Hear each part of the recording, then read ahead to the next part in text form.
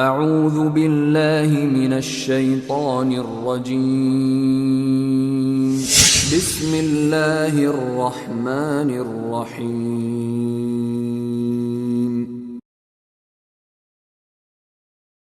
طلع البدر علينا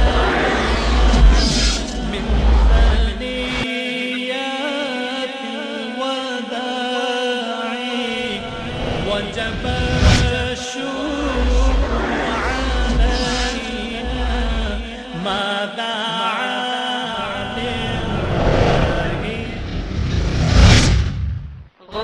وہ اللہ عز و جل کی عبادت میں کسی کو شریک کیا جائے، اس کی ذات میں شریک کیا جائے، اس کی صفات میں کسی کو حصے دار بنایا جائے، یہ جرم اتنا بڑا ہے کہ اللہ نے اس کو حرام قرار دے دیا۔ غرباء ولغير الله لا نحمل جباه غرباء وارتضيناها شعارا في الحياة۔ اور میرے پیارے حبیب جناب محمد کریم صلی اللہ علیہ وسلم نے بتایا تھا ایک وقت آئے گا بدأ الاسلام غریبا فسيعود كما بدأ، ایک وقت آئے گا کہ اسلام جس طرح غربت سے شروع ہوا تھا غربت میں لوٹ کر رہے گا۔ فطوبى للغرباء، جند الله دوما دربنا درب الأباه، إن تسل عنا فإنا لا نبالي بالطغاة، نحن جند الله۔ اللہ کے نبی علیہ السلام کے اصحاب کرام کس دین پر تھے؟ سوچئے، اللہ کے لیے عقل کو استعمال کیجئے۔ کیا اللہ کے نبی کے اصحاب کرام کے دور میں کسی کا دربار تھا؟ کوئی درگاہ تھی؟ کہیں عرس ہوتا تھا؟ کہیں لکیرانی سرکس لگتی تھی؟ کہیں میلے تھے؟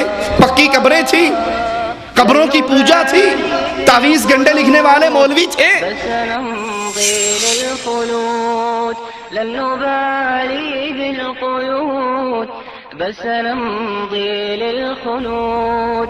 ان الحمد للہ نحمده ونستعینه ونستغفره ونعوذ باللہ من شرور انفسنا ومن سیئات اعمالنا، من يهده الله فلا مضل له ومن يضلل فلا هادي له، اشهد ان لا اله الا الله وحده لا شريك له واشهد ان محمدا عبده ورسوله، اما بعد فان خير الحديث كتاب الله وخير الهدي هدي محمد صلى الله عليه وسلم وشر الامور محدثاتها وكل محدثة بدعة وكل بدعة ضلالة وكل ضلالة في النار۔ اعوذ باللہ من الشیطان الرجیم، بسم اللہ الرحمن الرحیم، قل تعالوا اتل ما حرم ربكم عليكم الا تشركوا به شيئا وبالوالدين احسانا ولا تقتلوا اولادكم من املاق نحن نرزقكم وإياهم ولا تقربوا الفواحش ما ظهر منها وما بطن ولا تقتلوا النفس التي حرم الله إلا بالحق ذلكم وصاكم به لعلكم تعقلون ولا تقربوا مال اليتيم إلا بالتي هي أحسن حتى يبلغ أشده وأوفوا الكيل والميزان بالقسط لا نكلف نفسا إلا وسعها وإذا قلتم فاعدلوا ولو كان ذا قربى وبعهد الله أوفوا ذلكم وصاكم به لعلكم تذكرون وأن هذا صراطي مستقيما فاتبعوه ولا تتبعوا السبل فتفرق بكم عن سبيله ذلكم وصاكم به لعلكم تتقون۔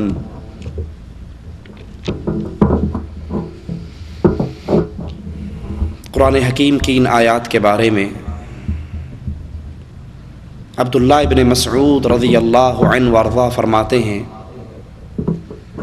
من اراد ان ينظر الى وصیت محمد صلی اللہ علیہ وسلم،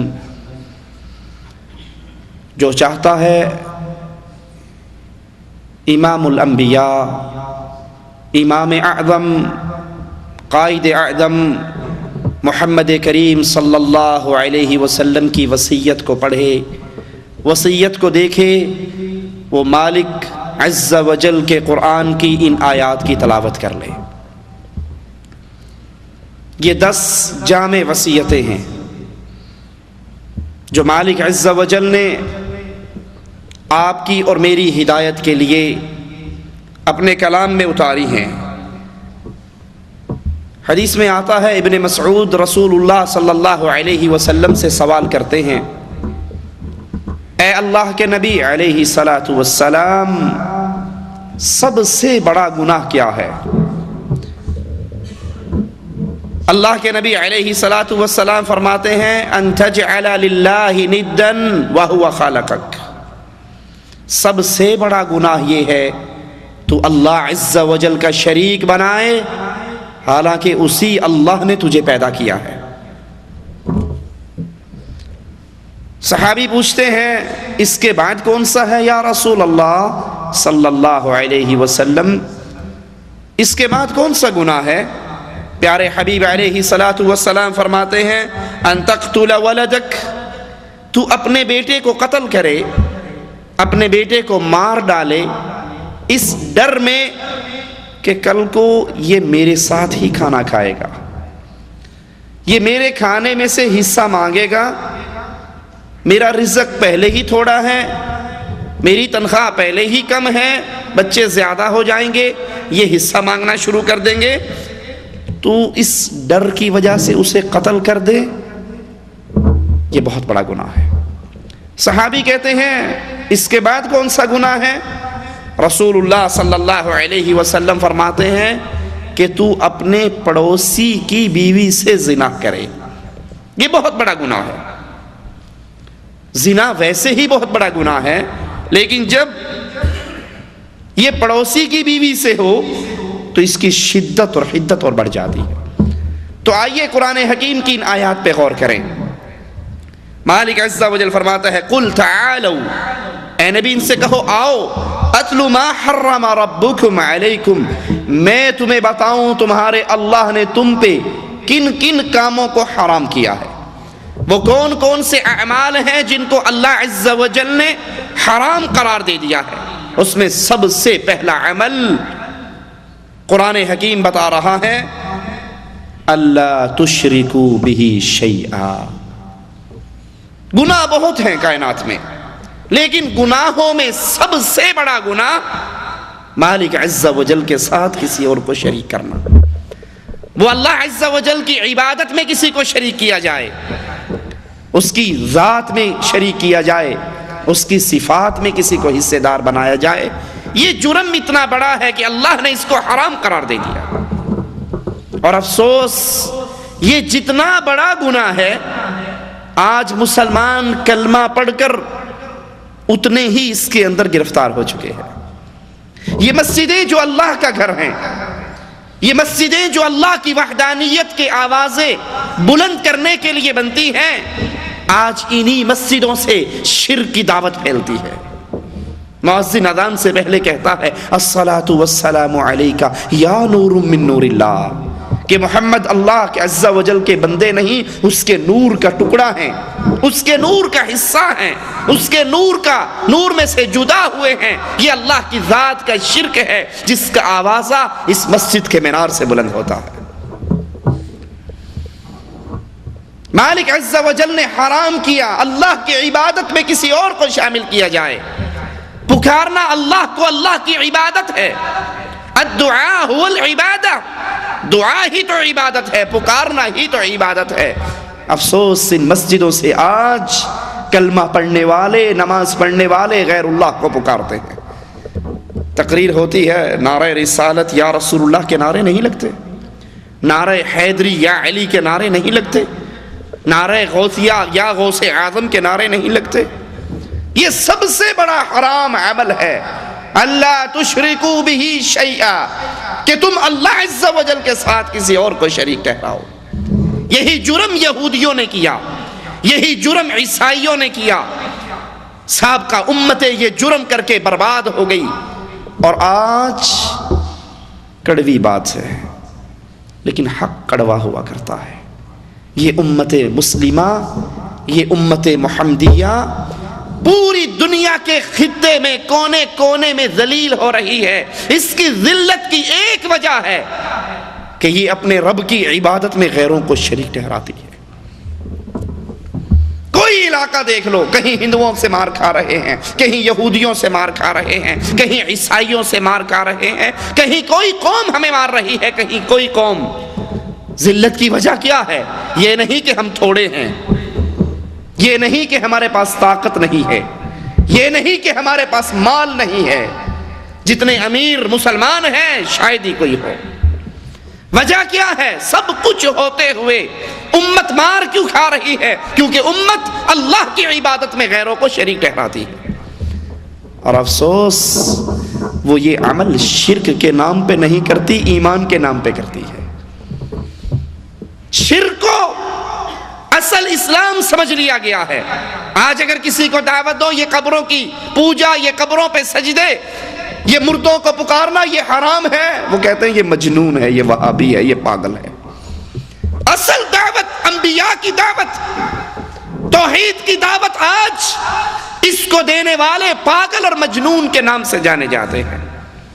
اور میرے پیارے حبیب جناب محمد کریم صلی اللہ علیہ وسلم نے بتایا تھا ایک وقت آئے گا بدأ الاسلام غریبا فسيعود كما بدأ، ایک وقت آئے گا کہ اسلام جس طرح غربت سے شروع ہوا تھا غربت میں لوٹ کر رہے گا۔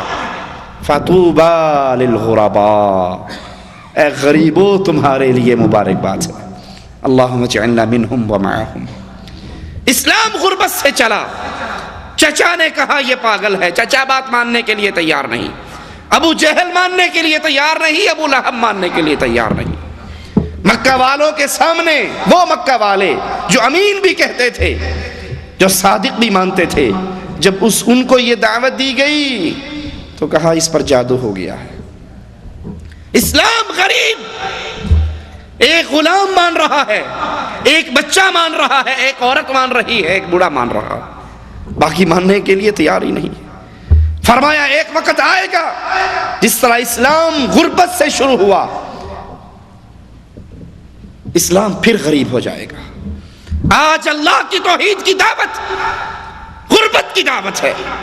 ہزار آدمیوں کے سامنے یہ بات پیش کرو کہ یا علی مدد کا نعرہ لگانا شرک ہے، ہزار میں سے 2 آپ کی بات مانیں گے، باقی کہیں گے پاگل ہے، انہی بزرگوں کے ذریعے تو اوپر جایا جاتا ہے، یہ کہتا ہے ان کو نہ پکارو۔ تو یہ سب سے بڑی اور سب سے پہلی وصیت مالک عز و جل کی اہل ایمان کے لیے، دنیا والوں کے لیے قیامت کی دیواروں تک، اللہ تشرکو بہ شیئا، اللہ کے ساتھ شرک سے اپنے دامن کو صاف کر لو۔ اور اگر یہ دامن میں غلاظت رہی، یاد رکھنا نمازیں پڑھتے رہو، روزے رکھتے رہو، حج کرتے رہو، زکوٰۃ دیتے رہو، جہاد کرتے رہو، پوری دنیا میں لڑتے رہو، جب تک دامن میں شرک کا عقیدہ موجود ہے نہ دنیا سنور سکتی ہے نہ آخرت سنور سکتی ہے۔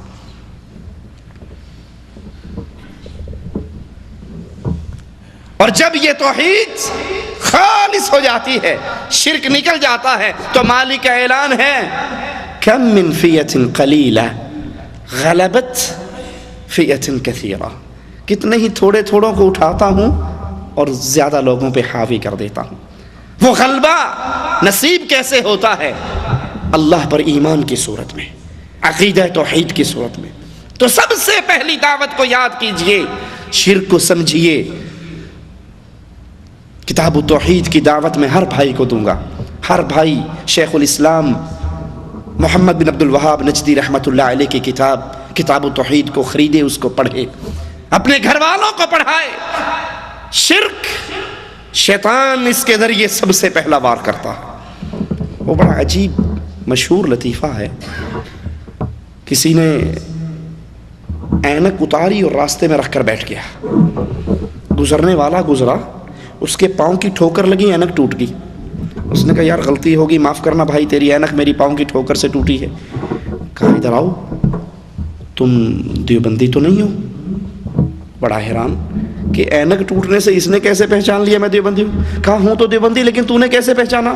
کہا کوئی بریلوی ہوتا وہ اینک ٹھیک کروا کے جاتا، پیسے دے کر جاتا، معافی مانگ کر جاتا، اور اگر کوئی وہابی ہوتا کہتا بے وقوف یہ رکھنے کی جگہ ہے، اٹھا اپنی اینک پرے کر، وہ توڑ کے بھی جاتا تو سنا کر بھی جاتا۔ شیطان کا پہلا وار انسان کے اوپر سب سے پہلے عقیدہ توحید میں ہوتا ہے۔ جب انسان شرک میں داخل ہو جائے پھر شیطان کو کوئی ضرورت نہیں کہ اس کا اخلاق خراب کرے، اس کا کردار خراب کرے، اس کے معاملات خراب کرے۔ کیوں؟ جب وہ شرک کروا لیتا ہے بے پرواہ ہو جاتا ہے کہ جتنے مرضی چلے لگا لے، جتنے مرضی عمرے کر لے، جتنے مرضی روزے کر لے، جب مرے گا سیدھا جہنم میں داخل ہوگا۔ تو سب سے بڑی بیماری شرک کی بیماری ہے۔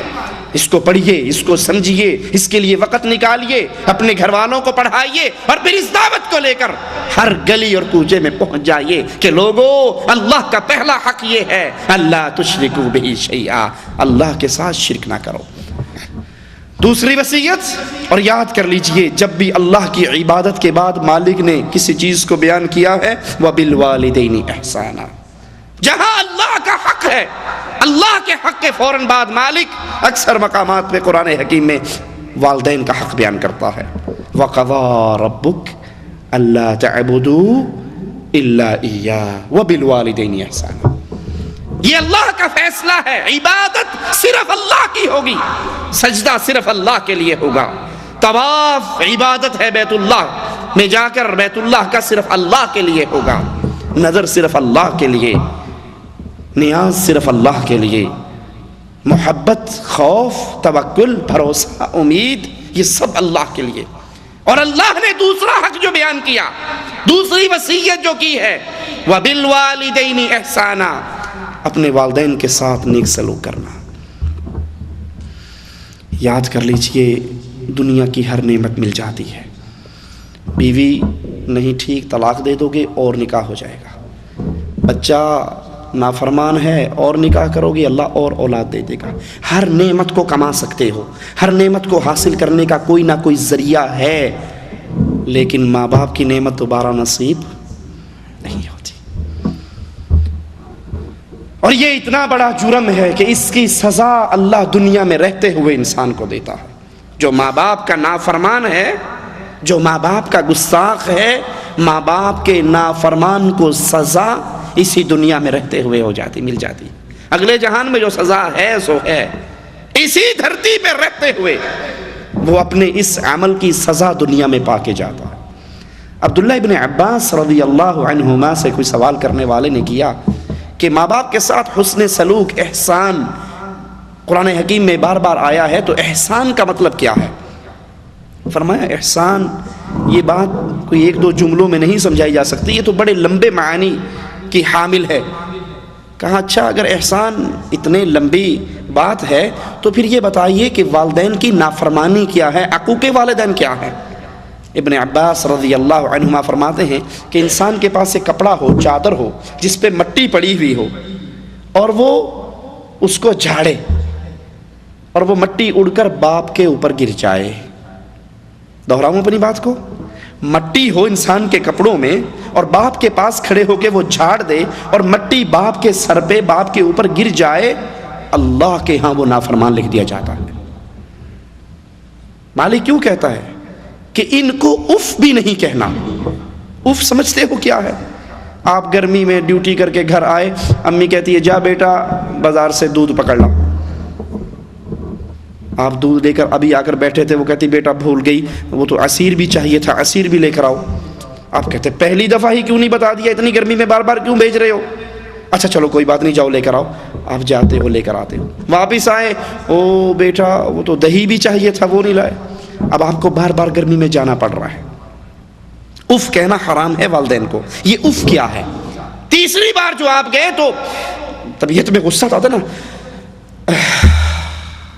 یہ جو ہے یہ حرام ہے۔ مالک کہتا ہے یہ سب سے چھوٹا جملہ ہے۔ باپ کی ماں کی کسی بات پہ انسان کو غصہ آئے اور وہ چلتے ہوئے اف، یہ سب سے چھوٹا جملہ ہے۔ اور یہ کہنا ماں باپ کو حرام ہے، وہ بدنصیب کیسا ہے جو بیوی کے کہنے پر ماں کو گھر سے نکال دیتا ہے۔ وہ بدنصیب کیسا ہے جو بیوی کے کہنے پر باپ کو اولڈ ہاؤس میں جمع کروا آتا ہے کہ بڈھا رات کو کھانستا ہے، ہماری نیند خراب ہوتی ہے، بیگم صاحبہ کی نیند خراب ہوتی ہے۔ اے بدنصیب، بیوی تو ایک نہیں 10 مل جائیں گی، لیکن ماں اور باپ دوبارہ نہیں ملے گا۔ تو نہیں سمجھتا جب تو بچہ تھا، رات کو روتا تھا، تیرا باپ تجھے کندھے لگا کے جاگا کرتا تھا، تو پیشاب کر دیا کرتا تھا، سردیوں کی رات میں ماں گیلی جگہ پہ سوتی تھی، تجھے خشک پہ سلاتی تھی، تجھے تکلیف ہو جاتی، ماں باپ ساری ساری رات رو رو کر گزارا کرتے تھے۔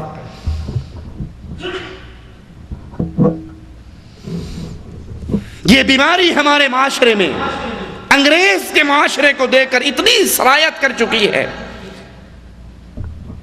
ایدھی ہاؤس پاکستان میں کراچی میں بوڑھے ماں باپ سے بھرے ہوئے ہیں، اولڈ ہاؤس بن چکے ہیں۔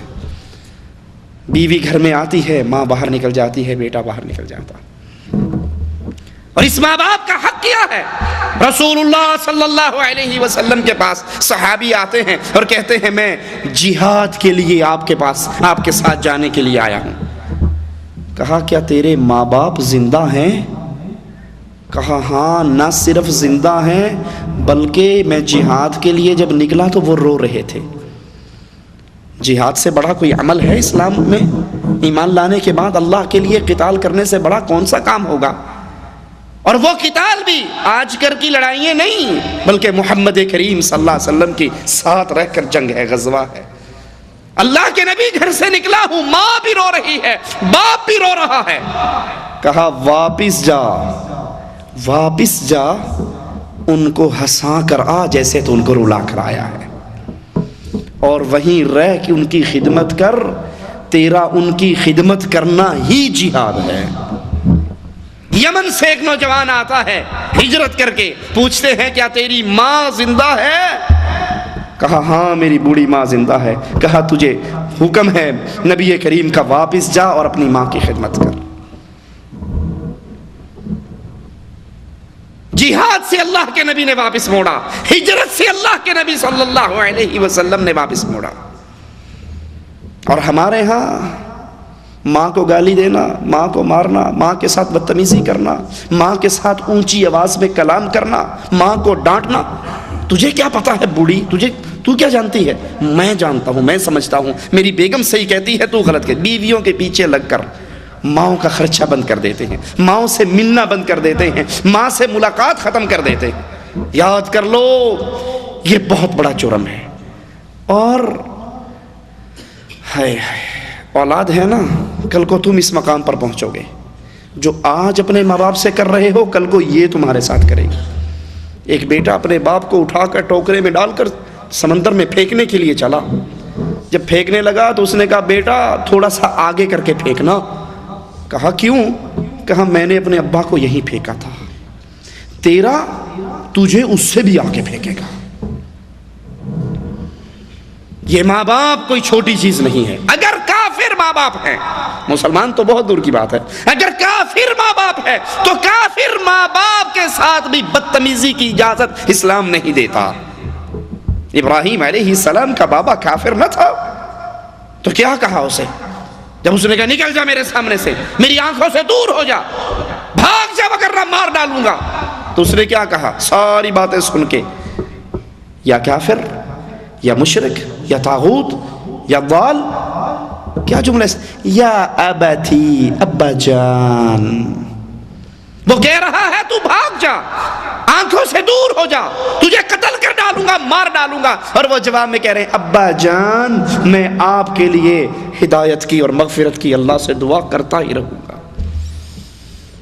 صرف ایک بات ہے کہ اگر ماں باپ اللہ کی نافرمانی کا حکم دیں، ان کا وہ حکم نہیں ماننا، شرک کی دعوتیں نہیں ماننی، اسلام کے خلاف کوئی عمل کہیں نہیں ماننا، کیونکہ سب سے بڑا حق اللہ کا حق ہے، لیکن اس کے ساتھ ساتھ ماں باپ کے ساتھ بدتمیزی، زبان درازی، اونچا بولنا، ان کو ڈانٹنا، ان پہ ہاتھ اٹھانا، یہ بربادی ہے، یہ بربادی ہے دنیا کے اندر بھی اور یہ بربادی ہے آخرت کے اندر بھی۔ سائل نے پوچھا تھا ماں باپ کا کیا حق ہے، ماں باپ کا کیا حق ہے؟ ماں باپ کا حق سن لیجئے، ایک جملے میں پوری کہانی سمٹ جاتی ہے۔ فرمایا ماں باپ تیرے لیے یا جنت ہیں یا جہنم ہے۔ یہ دولت چھٹ جائے تو پھر اس کا احساس ہوتا ہے، یہ باغ ڈھل جائے، ماں کی قدر پوچھنی ہے تو پوچھو جس کی مر گئی ہے، باپ کی قدر پوچھنی ہے اس یتیم سے پوچھو جس کے سر پہ عید والے دن ہاتھ رکھنے والا کوئی نہیں ہوتا۔ ماں باپ تیرے لیے جنت ہے یا ماں باپ تیرے لیے جہنم ہے؟ سائل پوچھتا ہے مجھ پہ سب سے بڑھ کر حق کس کا ہے؟ فرمایا تیری ماں کا۔ کہا پھر؟ کہا تیری ماں کا۔ کہا پھر؟ کہا تیری ماں کا۔ کہا پھر؟ کہا تیرے باپ کا۔ انسان جو بڑا ہوتا ہے حقوق بڑھ جاتے ہیں، لیکن یاد کر لیجئے ایک امام، اس کی والدہ فوت ہوئی تو بہت روئے۔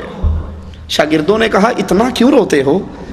کہا ماں کے مرنے پر نہیں روتا، اس لیے رو رہا ہوں کہ جنت کا ایک دروازہ کھلا ہوا تھا آج بند ہو گیا۔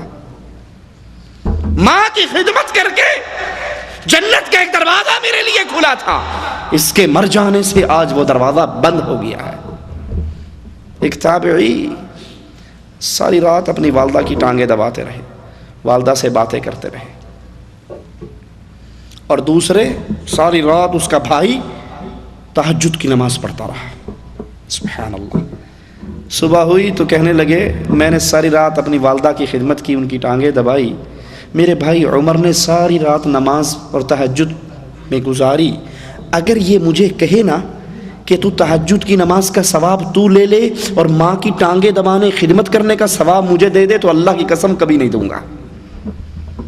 یہ ساری رات رکوع و سجود میں رہا، لیکن ماں کی خدمت کرنے کے اجر و ثواب کو میں اس کے اجر و ثواب سے کم نہیں بہتر سمجھتا۔ یہ ماں ہے، یہ باپ ہے جس کی دعائیں، حدیث میں آتا ہے باپ اولاد کے لیے دعا کرتا ہے تو اللہ بھی اس کو رد نہیں کرتا۔ وَبِالْوَالِدَيْنِ احسانا، دوسری وصیت کو یاد کر لو، ماں باپ کے ساتھ اچھا سلوک کرو، ماں باپ کے ساتھ محبت کا سلوک کرو، ہاتھ سے خدمت کرو، مال سے خدمت کرو، ان کو راضی رکھو، ان کے سامنے آواز بلند نہ کرو۔ وَلَا تَقْتُلُوا أَوْلَادَكُمْ مِنْ إِمْلَاقٍ، پیسے کے ڈر کی وجہ سے، مال کی کمی کی وجہ سے، رزق میں کمی کی ڈر کی وجہ سے اپنی اولاد کو قتل نہ کرو۔ ہمارے ہاں کیا چلتا ہے آج کل؟ بچے تو ہی اچھے۔ وزارت بہبود آبادی کا اشتہار ایک دفعہ دیکھنے کا موقع ملا تو اس میں اشتہار آیا، ایک طرف خرگوش ہے، اس کے کافی سارے بچے ہیں، اور ایک طرف انسان ہے، اس کا ایک بیٹا ایک بیٹی، دو ہیں بس۔ اب وہ سوال کرتا ہے خرگوش عقل مند ہے یا انسان؟ خرگوش جس کے لائن لگی ہوئی بچوں کی، اور انسان کے صرف دو ہیں۔ اب سائل سوال کرتا ہے خرگوش عقل مند ہے یا انسان؟ اب خود ہی جواب دیتے ہیں وہ کہ یقیناً انسان عقل مند ہے جو آبادی پہ کنٹرول کرتا ہے، بچے دو ہی اچھے، یہ خرگوش تو پاگل اور مجنون ہے جس کو تمیز ہی نہیں ہے، عقل ہی نہیں ہے، بے وقوف ہے، یہ بچوں کی لائن لگاتا جاتا ہے۔ یہ عقیدہ قرآن و حدیث کے خلاف ہے۔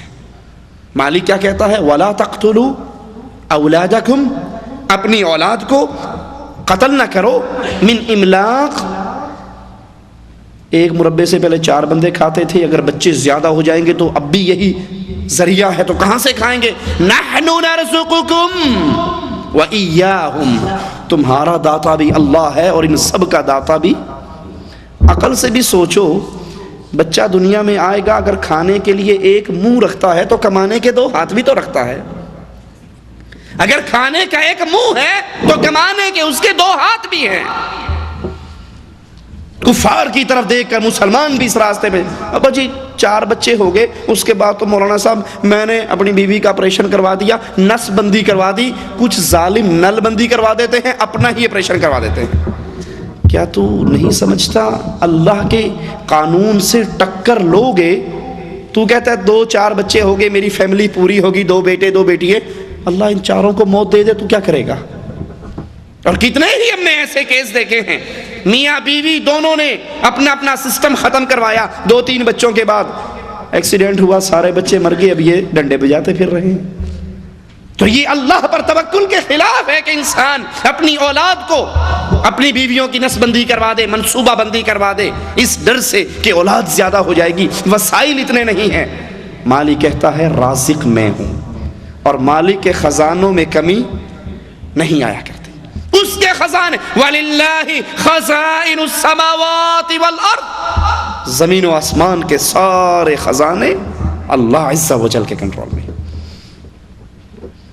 اپنی بیویوں کو تعلیم دو، سمجھاؤ، رسول اللہ صلی اللہ علیہ وسلم کی حدیث بتاؤ، جنتی عورت کا تعارف کرواتے ہوئے اس کی صفات میں سے اللہ کے نبی نے ایک صفت یہ بھی بیان کی ہے کہ وہ زیادہ بچے پیدا کرنے والی۔ آپ نے فرمایا شادیاں کرو، زرخیز عورتوں سے شادیاں کرو جن کی اولاد زیادہ ہو، تاکہ قیامت کے دن میں اپنی امت کی کثرت پہ فخر کروں گا۔ یہ سوچ کفار کی سوچ ہے، بچے 2 ہی اچھے، یہ مسلمان کی سوچ نہیں۔ وَلَا تَقْرَبُوا الْفَوَاحِشَ مَا ظَهَرَ مِنْهَا وَمَا بَطَنَ، بے حیائی کے جتنے طریقے ہیں ان کے قریب نہ جاؤ، ان سے دور ہو جاؤ۔ وہ اعلانیہ ہوں، چھپے ہوئے ہوں، یا بالکل اوپن ہو، پبلک کے سامنے بھی بے حیائی کی بات نہ کرو، اور تنہائی کے اندر بھی ہو تب بھی گناہوں سے بچ جاؤ۔ صحیح بخاری میں عبداللہ ابن مسعود بیان کرتے ہیں کہ رسول اللہ صلی اللہ علیہ وسلم نے فرمایا لا احد اغیر من اللہ، اللہ سے زیادہ غیرت والا اور کوئی نہیں۔ وَلِذَلِكَ حَرَّمَ الْفَوَاحِشَ مَا ظَهَرَ مِنْهَا وَمَا بَطَنَ، اسی لیے اللہ نے بے حیائی کے سارے کاموں کو حرام کیا ہے۔ بے حیائی کے کاموں کے قریب بھی نہ جاؤ۔ کیا مطلب؟ جب چھٹی جاؤ سعودیہ سے تو بڑا سارا ٹیلی ویژن کا سیٹ لے جانا نہ بھولو، اور انڈیا پاکستان پہنچ کر ڈش انٹینا لگا کر، کیبل لگا کر گندے پروگرام سارے خود اور میاں بیوی کے ساتھ بیٹھ کر دیکھنا نہ بھولو۔ یہی مطلب ہے نا اس کا۔ آپ دیکھ لو ایئرپورٹ پہ جاتے ہوئے جب جا رہے ہوتے ہیں بڑا سارا ٹیلی ویژن اوپر لکھا ہوا ہے حاجی اللہ دیتا، یہ کیا ہے؟ اجی بیگم نے فون کیا تھا، پورے محلے کے اندر ڈش انٹینا لگ گیا ہے، ایک ہم ہی دقیانوس رہ گئے ہیں کہ ہمارے گھر میں ڈش انٹینا نہیں ہے، اب تو کیبل بھی آ گئی ہے، اور ہمارا وہ پرانا چھوٹا سا black and white T V ہے، اس دفعہ آتے ہوئے کلرڈ لے کے آنا تاکہ ڈش انٹینا لگا کے اس لعنت کو گھر میں سجا کے ہم مل بیٹھ کر یہ کام کریں گے۔ اللہ عز و جل نے برائی اور بے حیائی کے کاموں کو حرام کیا ہے، وہ کھلے ہوئے ہوں تب بھی حرام ہے، اور وہ چھپے ہوئے ہوں تب بھی حرام ہے۔ مالک عز و جل فرماتا ہے وَلَا تَقْتُلُوا النَّفْسَ الَّتِي حَرَّمَ اللَّهُ إِلَّا بِالْحَقِّ، کسی جان کو ناجائز قتل نہ کرو، الا بالحق، ہاں حق کے ساتھ قتل کرنا جائز ہے انسانوں کو، اس کے علاوہ کسی حال میں قتل کرنا جائز نہیں۔ حق کے ساتھ کیسے؟ شادی شدہ زنا کرے تو شریعت اس کو رجم کرنے کا حکم دیتی ہے، یہ قتل حق کے ساتھ ہے۔ کسی نے کسی کو قتل کیا، قصاص کے اندر بدلے کے طور پہ اس کو مار دیا جائے گا، یہ حق کے ساتھ قتل ہے۔ اور مسلمان اسلام لانے کے بعد مرتد ہو جائے، اسلام کی کسی چیز کا انکار کر دے، مرتد ہو جائے، اسلام سے خارج ہو جائے، اب اس مرتد کو قتل کر دیا جائے گا۔ یہ 3 طریقے حق کے ساتھ قتل کے ہیں، اس کے علاوہ شریعت کسی کو قتل کرنے کی اجازت نہیں دیتی۔ اور اسی لیے رسول اللہ صلی اللہ علیہ وسلم نے فرمایا قیامت کے قریب قتل کا فتنہ بڑھ جائے گا۔ رسول اللہ صلی اللہ علیہ وسلم نے فرمایا جو مسلمان لا الہ الا اللہ کی گواہی دے اس کا خون بہانا جائز نہیں سوائے 3 صورتوں کے، زانی ہو، قصاص میں مارا جائے، یا مرتد ہو جائے، اس کے علاوہ کوئی صورت میں مسلمان کو قتل کرنا جائز نہیں۔ ہمارے ہاں کیا ہوتا ہے؟ اس سے پہلے حدیث کا واقعہ سن لیجئے۔ ایک صحابی نے کافر کو دوران جنگ گرا لیا، اوپر چڑھ گئے، قبضہ کر لیا، اب قتل کرنے کے لیے تلوار اٹھائی، اس نے نیچے سے کہا اشہد ان لا الہ الا اللہ وحدہ، اشہد ان لا الہ الا اللہ واشہد ان محمد رسول اللہ، کلمہ پڑھ لیا۔ اس صحابی نے کلمہ پڑھنے کے باوجود اس کو قتل کر ڈالا۔ خبر رسول اللہ صلی اللہ علیہ وسلم تک پہنچی، آپ نے پوچھا اے خالد تو نے اس کو قتل کیا اور وہ کہہ رہا تھا لا الہ الا اللہ؟ جواب میں حضرت خالد فرماتے ہیں یا رسول اللہ صلی اللہ علیہ وسلم وہ تو ڈر کی وجہ سے کہہ رہا تھا، وہ ڈر کی وجہ سے کلمہ پڑھ رہا تھا، دل سے نہیں پڑھا۔ اللہ کے پیارے حبیب نے فرمایا کیا خالد تو نے اس کا دل چیر کے دیکھ لیا تھا کہ وہ ڈر کی وجہ سے پڑھ رہا ہے اور دل و جان سے نہیں پڑھ رہا؟ اے خالد تیرا کیا حال ہوگا قیامت کے دن جب وہ اپنا کلمہ اللہ کے دربار میں پیش کرے گا کہ اللہ میں کلمہ پڑھ رہا تھا اس کے باوجود مجھے مار دیا گیا، اپنے ہاتھوں کو اپنے سر پہ رکھ کر کہتے ہیں اللہ میں خالد کے اس عمل سے بری ہوں۔ بظاہر یہی نظر آتا ہے، ظاہری بات یہی ہے کہ وہ نیچے گرا ہوا، تلوار اٹھی ہوئی اور اس نے پڑھ لیا، ہو سکتا ہے ڈر کے ہی پڑا ہو، لیکن اللہ کے نبی کیا کہتے ہیں کیا تو نے اس کا دل چیر کے دیکھا؟ اب سوچئے کہ وہ جنگ کے اندر گرا ہوا کلمہ پڑھے تو اس کو قتل کرنے کی اجازت نہیں۔ مسجدوں کے اندر جو بم دھماکے ہوتے ہیں اس میں کتنے مسلمان مارے جاتے ہیں، یا جہاد کے نام پہ جو فساد ہمارے ملکوں میں اب چل رہا ہے، گاڑی کے اندر بم فٹ کیا، ایک کافر مرا، 20 مسلمان مر گئے، اس 20 مسلمانوں کا خون کس کے سر پہ ہے؟ تو نے ایک کافر کو تو مارا لیکن اس کے ساتھ 18 کلمہ پڑھنے والے بھی تو مارے گئے، ان مسلمانوں کا خون کس کے سر پہ ہے؟ مالک عز و جل حرام کر رہا ہے کسی جان کو قتل نہ کرو الا بالحق، سوائے حق کے ساتھ۔ اور ہمارے ہاں نہ قاتل کو پتا ہے مار کیوں رہا ہوں، نہ مقتول کو پتا ہے کیوں مر رہا ہوں، باہر بیچارہ سبزی لینے کے لیے جاتا ہے اور اس کی لاش گھر میں واپس آ جاتی ہے۔ ذالکم وصاکم بہ، یہ اللہ تمہیں وصیت کر رہا ہے، یہ اللہ تمہیں حکم دے رہا ہے کہ اللہ عز و جل کی شریعت کے مطابق چلو۔ وَلَا تَقْرَبُوا مَالَ الْيَتِيمِ إِلَّا بِالَّتِي هِيَ أَحْسَنُ حَتَّى يَبْلُغَ أَشُدَّهُ، یتیم کے مال کے قریب نہ جاؤ سوائے اچھے طریقے سے۔ کوئی یتیم ہو گیا، مر گیا، ماں باپ اس کے، اب اس کا مال آپ کے پاس ہے، آپ کے بھتیجے ہیں، آپ کے بھانجے ہیں یا غیر ہیں، اس کے مال کی نگہداشت کرو۔ اگر اللہ نے تمہیں دیا ہوا تو اس سے کچھ نہ لو، اور اگر تم فقیر ہو تو اس کے مال کو تجارت میں لگا کے، کاروبار کر کے، جو بھی کر رہے ہو اس میں اپنا جو تھوڑا بہت گزارے کا سسٹم ہے وہ چلاتے رہو اس کے مال کی نگہداشت کے بدلے میں، لیکن حرام کاری اس یتیم کے مال میں نہ کرو۔ رسول اللہ صلی اللہ علیہ وسلم فرماتے ہیں جو یتیم کا مال کھاتا ہے وہ اپنے پیٹ میں جہنم کی آگ بھرتا ہے۔ یتیم کا مال کھانے والا کتنے ہیں ہم میں سے؟ بھائی مرا، بھتیجوں کو بھگا دیتے ہیں، جائیداد پہ سارا قبضہ ہو جاتا ہے۔ یہ بیماری ہمارے ہاں ہے یا نہیں ہے؟ مولویوں نے یتیموں کا مال کھانے کے لیے اپنی بدکاریوں پہ اسلام کا چولا چڑھا لیا، حالانکہ رسول اللہ صلی اللہ علیہ وسلم نے فرمایا تھا کہ یتیم کی کفالت کرنے والا جنت میں میرے ساتھ یوں ہوگا۔ یتیموں کے ساتھ اچھے سلوک کا حکم دیا گیا، یتیموں کو پیار کرنے کا حکم دیا گیا، ان سے محبت کرنے کا حکم۔ اور ہمارے یہاں کیا ہوتا ہے، باپ مرا، مولوی صاحب رومال سنبھال کے پہنچ گیا، السلام علیکم، تیرا ابا مر گیا؟ آہو جی مولوی صاحب مر گیا، پہلے دن دی ختم دی دیگ چڑھا دے، چلو دیگ چڑھاؤ، پہلے دن کا ختم دلواؤ، دوسرے دن کا ختم، تیسرے دن کا ختم، 7ویں کا ختم، 9ویں کا ختم، 10ویں کا ختم، 20ویں کا ختم، 40ویں کا ختم، پھر قول، پھر برسی۔ اللہ کرے گا انہیں کوئی اور مر جائے گا، میرا دھندا چلتا رہے گا۔ اللہ کے نبی علیہ الصلوۃ والسلام کا فرمان کیا ہے؟ جو مر جائے تم پڑوسیوں کا حق ہے، وہ تو بیچارے غم میں ہیں، تم کچھ پکا کر ان کے گھر میں بھیجو، تم انہیں کچھ کھلاؤ، تم ان کا غم بٹواؤ۔ ادھر باپ مر جاتا ہے، ادھر یتیم دیگ والے کو بلانے چلے جاتے ہیں، مولوی صاحب نے کہا ہے ختم پڑھنا ہے، مولوی صاحب نے کہا ہے تیسرے دن کا ختم، گٹھلیوں کے اوپر آیت کریمہ کا ورد کرنا ہے، اور کرنے والے 100 درویش آئیں گے، ان سب کو کھانا کھلانا ہے۔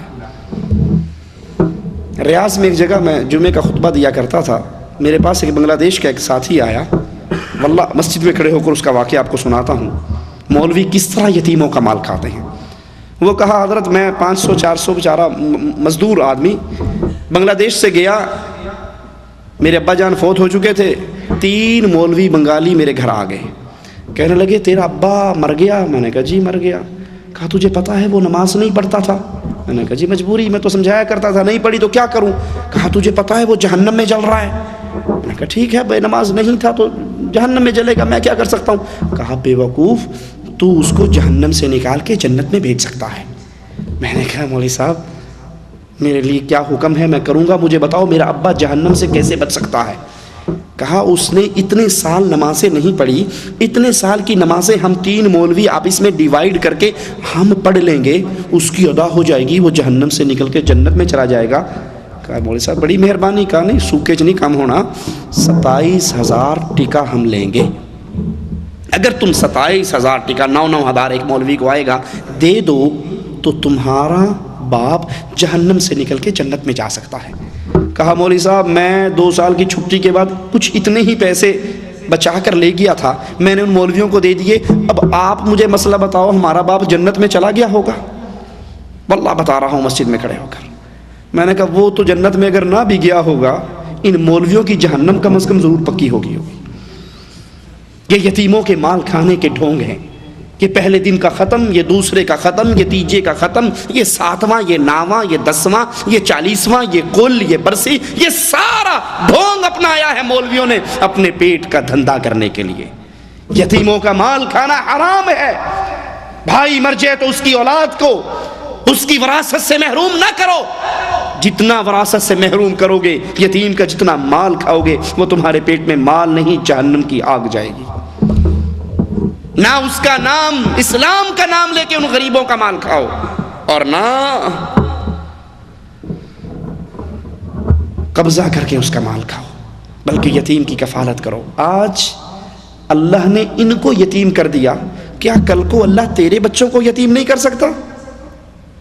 تو اللہ سے لکھوا کر آیا، تو نے 100 سال سے پہلے نہیں مرنا، وہ تو جس کو چاہے جب چاہے اٹھا لے۔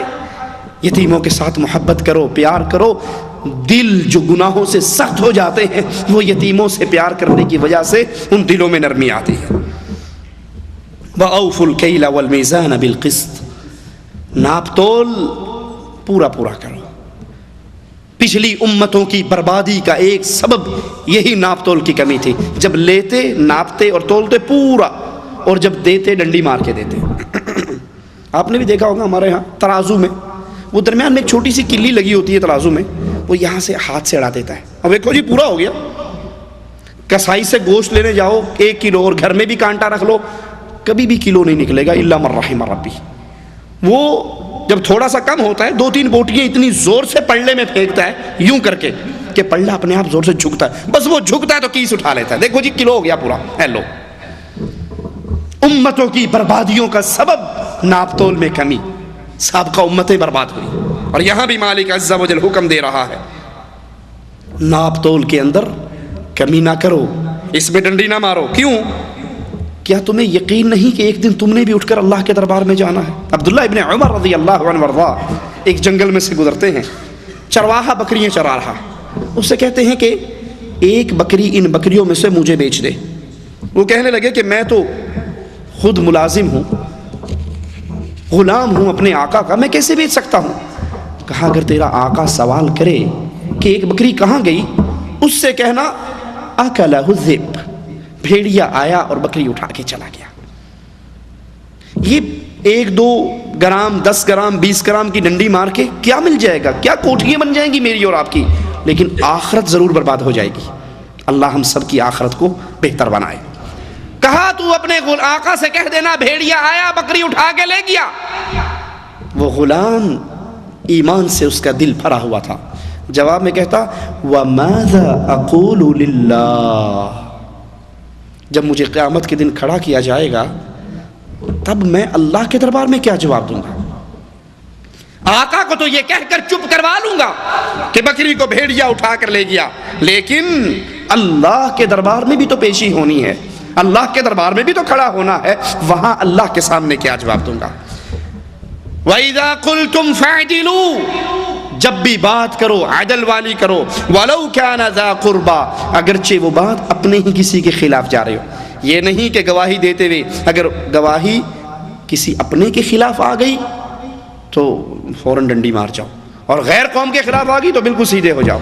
رسول اللہ صلی اللہ علیہ وسلم فرماتے ہیں پچھلی امتیں اس لیے برباد ہوئیں، ان میں جب کوئی غریب گناہ کرتا اس پہ حد جاری کر دی جاتی، اور جب کوئی امیر گناہ کرتا تو اس کو چھوڑ دیا جاتا۔ ایک کیس کے متعلق جب آپ کے پاس فیصلہ آیا، آپ نے فرمایا اللہ کی قسم اگر آج بنت محمد فاطمہ بھی چوری کرتی میں اس کے ہاتھ کو بھی کاٹ ڈالتا۔ گواہی دینی ہو، شہادت دینی ہو، ہمیشہ حق اور سچ کی گواہی دیجئے۔ شہادت دیتے ہوئے اللہ کا ڈر اپنے دل میں بٹھائیے۔ اپنے ہوں، وہ مولوی صاحب سے پوچھا مولوی صاحب اگر کوئی آدمی فلاں جرم کر لے اس کا کیا کفارہ ہے؟ تو حل سمجھتے ہو نا آپ، جو بیل کے پیچھے لکڑی باندھ کے زمینوں میں پرانے انداز پہ کاشتکاری ہوتی تھی اسے حل کہتے تھے۔ کہنے لگا حل کو کھڑا کر لو اور اس کے سائیڈوں پہ روٹیاں پکا پکا کے رکھتے جاؤ، جب سارا حل اس میں ڈوب جائے تو یہ ساری روٹیاں فقیروں میں تقسیم کر دو۔ اس نے کہا اچھا مولوی صاحب اس گناہ میں آپ کا بیٹا بھی شامل ہے؟ کہتا اچھا، کہتا ہاں، کہتا حل نو لمبا پالو تے اوتے روٹیاں رکھنے لگ جاؤ، جنہیں چھپ جے وہ بن دے۔ جب پتہ لگا میرا بیٹا بھی اس گناہ میں شامل ہے تو کہا کھڑا کرنے کی بجائے لمبا ڈال لو، اس کے اوپر روٹیاں رکھتے رہو، جتنی 15-20 روٹیوں سے بھر جائے گا اس کو۔ کبھی بھی گواہی دیتے ہوئے یہ نہ دیکھیے میرے سامنے میرا بھائی ہے، عزیز ہے، دوست ہے، دوستی خراب ہو جائے گی۔ آپ دوستی خرابی کی بچت کے لیے جھوٹ بول جاؤ گے، کہیں اس کی وجہ سے آپ کی اور اللہ کی دوستی خراب نہ ہو جائے۔ تو مالک حکم دے رہا ہے وَإِذَا قُلْتُمْ، جب بھی بات کرو، جب بھی فیصلہ تمہارے پاس آئے تو فوراً فَاعْدِلُوا، عدل والی بات کرو، وَلَوْ كَانَ ذَا قُرْبَى، اگرچہ یہ فیصلہ کسی قریبی کے خلاف کیوں نہ جاتا ہو۔ وَبِعَهْدِ اللَّهِ أَوْفُوا، اللہ کے وعدے کو پورا کرو، اللہ کے ساتھ کیے ہوئے عہدوں کو پورا کرو، اللہ کے نام پہ کوئی عہد کر لو اس کو بھی پورا کرو۔ آپ سے اور مجھ سے ایک عہد میرے اللہ عز و جل نے لیا ہے عالم ارواح کے اندر۔ قرآن حکیم خبر دیتا ہے عالم ارواح میں اللہ نے سب سے عہد لیا، پوچھا الستو بربکم، الستو بربکم، کیا میں تمہارا رب نہیں ہوں؟ قالوا بلا شہدنا، سب نے گواہی دے کر کہا کہ اللہ تو ہمارا رب ہے۔ وہ قبروں کو پوچھتے ہوں، وہ مندروں کو پوچھتے ہوں، عالم ارواح میں وہ اللہ سے عہد کر کے آئے ہیں کہ ہم مانتے ہیں اے اللہ تو ہمارا رب ہے۔ مالک نے کہا پھر 2 بہانے قیامت کے دن میں نہیں سنوں گا، 2 بہانے قیامت کے دن اللہ نہیں سنے گا۔ کون کون سے؟ پہلا بہانہ انا کنا عن ھذا غافلین، انا کنا عن ھذا غافلین، ہمیں تو پتہ ہی نہیں لگا اللہ دین کا، قرآن پڑھ ہی نہیں سکے، حدیث کو دیکھ ہی نہیں سکے، ترجمہ غور ہی نہیں کیا، ہم تو اس دین سے غافل رہے، صبح ڈیوٹی پہ جاتے تھے، رات کو آتے تھے، تھکے ٹوٹے گر کے سو جاتے تھے، اللہ ہم دین سے غافل رہے، ہمیں سزا نہ دے۔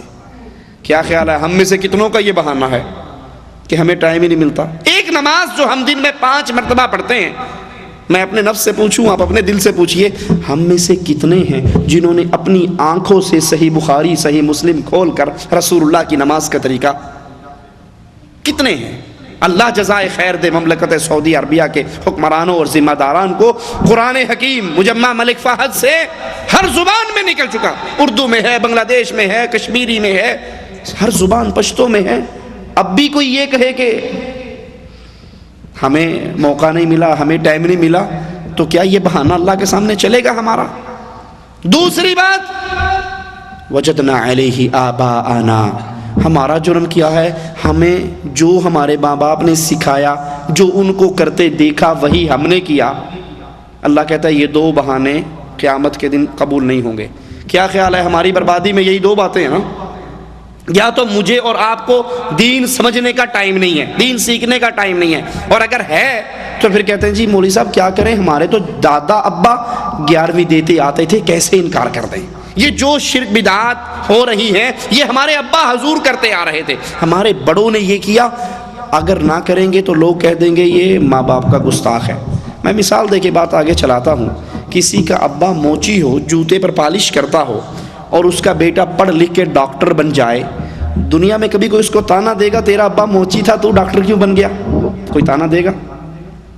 اللہ کے لیے سوچو. کسی کے باپ کے پاس گدھا گاڑی تھی، گدھا ریڑی تھی، وہ اس پہ مزدوری کرتا تھا اور اس نے پیٹ پالا اپنے بچوں کا اپنا اور بچوں کو پڑھا لکھا کر اب بیٹا اس کا پروفیسر بن گیا. تو کیا خیال ہے کوئی اس کو تانا دے گا تیرا ابا کھوتی ریڑھی چلاتا سی تو پروفیسر سیٹ تے بیٹھا ہے؟ کوئی تانا دے گا اسے کہ تیرا ابا تو گدھا گاڑی چلاتا تھا تو یونیورسٹی میں کیوں بیٹھا ہے؟ اگر کوئی تانا دے بھی صحیح تو وہ کیا کہے گا؟ بے وقوف، میرے ابے نے پڑھا نہیں تھا، میرے ابا جی غریب تھے، ان کا باپ ان کو پڑھا نہیں سکا، بے علمی کی وجہ سے وہ موچی بنے یا گدھا بان بنے، گدھا ریڑھی چلانے والے بنے. میں پڑھ لکھ گیا ہوں، اس لیے میں نے روزی روٹی کمانے کا یہ راستہ اپنایا ہے.